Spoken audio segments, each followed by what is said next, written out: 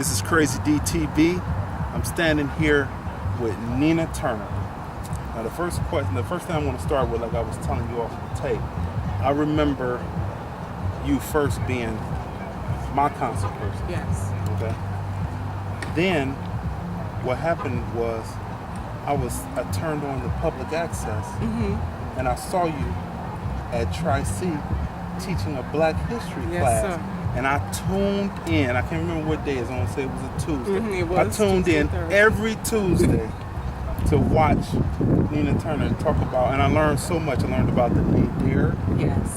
the low point, the low of point African-American when they history. stripped everything from us. Absolutely. After it pretty much After was 100 Reconstruction. years. It was 100 years from 1865 Right. to 1965. Amen. Right. So I mean, you're invaluable as far as your knowledge is concerned, and I'm really speechless. I have questions, but I want you to tell people what you do.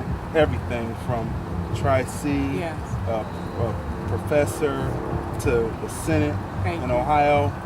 Do Well, your thank thing. you, and I want to thank Dee so much. It is my honor to be a public servant. I started off as the councilwoman of this ward, Ward 1, the Lee Harvard area, and I've been so honored and blessed. And God increased my territory, so now I'm a state senator representing the 25th Senate District, which encompasses about 15 cities, including the city of Cleveland and the inner ring suburbs. So I am so blessed and so excited to be a public servant. I'm also a college professor, as Dee said, and that is my first love, to be able to impart knowledge. I teach African American history, urban studies, and even though I'm a historian, they let me dabble in a little politics every now and then, so I teach a few political science class. But I think the gift of teaching is the best gift that we can have.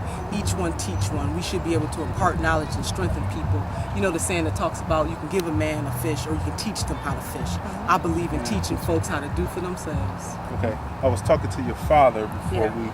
we did this interview, and I was asking him, I know you're really and well familiar with the talented 10th. Oh, most definitely. Dr. W.E.B. Du Bois.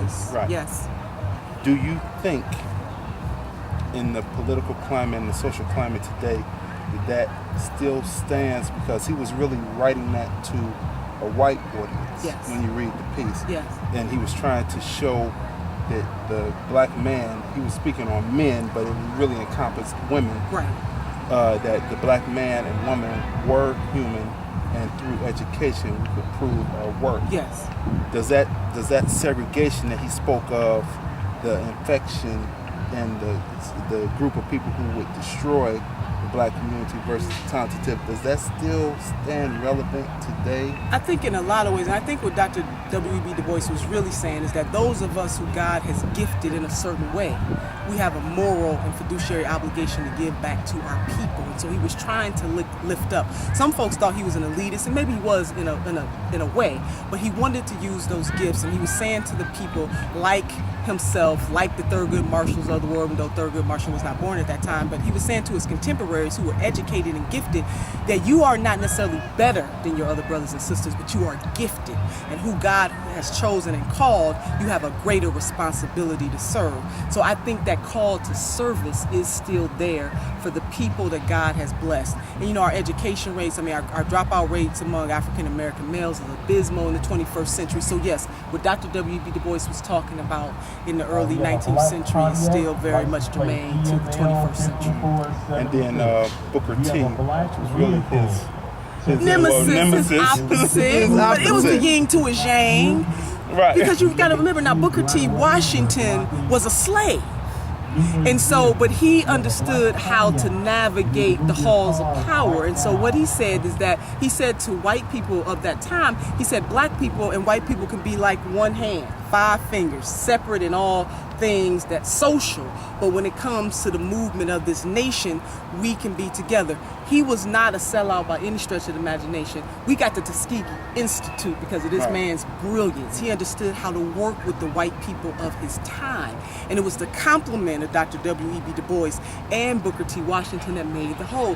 Booker T. Washington talked about learning a trade, understanding, but it was because we were off the heels of slavery. And trade schools are here today because of his spirit. legacy. That's right. It was just that because of the time, some people were against that because we were just really evolving from slavery. So you can understand that we have been servants for a very long time. And Dr. W.B. Du Bois was saying, no, we are highly educated, and so we can do the thinking man's and women's jobs. And then Marcus Garvey coming from the United Negro Improvement, right, and Back to Africa movement. Now, when you find out that Liberia is where Firestone gets most of their rubber, if we had followed his model, we would have been economically moving in this country. Well, you know, we colonized Liberia, the United States of America. I will say this, you know, Mayor White, and I had an opportunity to work for Mayor White, and so did Terry Hamilton Brown, our next county executive, who will be interviewed by Dee here in a little bit. But he gave a speech in front of the SCLC before he left office, and he said, we as African Americans now have to move from civil rights to silver rights. So the next movement of this for our people and other poor people is that of economics. How to be economically viable, how to be able to take care of your family, how to do more than survive, but to thrive. And I think that has no color. This is a class thing where we know disproportionately African Americans are impacted, but we got poor black, brown, and white brothers and sisters too, and they need to be lifted as well. Right, which is Martin Luther King's. All this is one long chain. Continuum. Yes. Are we ready? This is my last question. Okay. Because we're going deep. But I love speaking to someone who has it, or who has studied all of this. Thank you. Are we ready, or should I say America as a whole? Is America ready to see African Americans on that global scale? And let me preface this question by this. When you try to search out things on the internet is still divided. Like if you try to find something in Africa, you can't find those connections, or if it's someone in Japan, if you try to use that email address, it's automatically cut off from you. So are they ready for us to do this, or is it that they want us to stay in this place landlocked, so to speak? I don't necessarily think it's us against them. I believe that we are in this together. Now, do you have people who may be racist or discriminate? That's that's all ethnicities.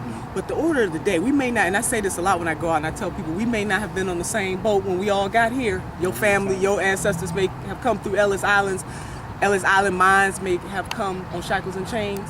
However you got here, though, we are in this together. And so we need people, we're in the same boat now. We need people who want to build bridges and not walls. And that doesn't mean that we don't tell the truth about the disproportionality of African Americans suffering, or women, but there are poor people, and we need, Dr. King, when the Poor People's Movement, and poverty has no color. That's the one that got him in trouble. Got him in Johnson, trouble. With President Johnson. So we got to come together. So I really advocate. I just want to close with this. My grandmother, who only had a third grade education, she talked a lot, and she was a proud woman. Third grade education, but she didn't begrudge the fact that she was born in 1914. But she told her 7 grandchildren, "Now I want you to be the best. And if you can't be the best, I want you to be next to the best. I want you to be so close to the best that nobody can tell the difference." I think that is a universal message. We need people with good consciousness to come together to do what's right on behalf of people. We are in this together. So grandmother should become a little bit older. Before, so grandmas are. Well, you see, that's a whole nother interview, right? But I am so proud. I'm proud to serve, Dee, and thank you so much for this opportunity to interview. I want to send a shout out to the 25th Senate District, which is a mixed district, racially, ethnically, and gender-wise. I love my district. I love the city of Cleveland, and I love this state and this nation. And together, we're gonna rise. And I want to thank Nina Turner. This is a real honor. Thank you, Dee. The honor is all mine. I've been watching you progress and rise. I might see president maybe. I got people whispering that in my ear, but I think President Obama doing a fine job. Not now. I'm talking about after his eight. Well, we need 16 years of Democrat. Thank you, Dee, for believing in me like that. Thank you so much. My pleasure. Crazy D TV.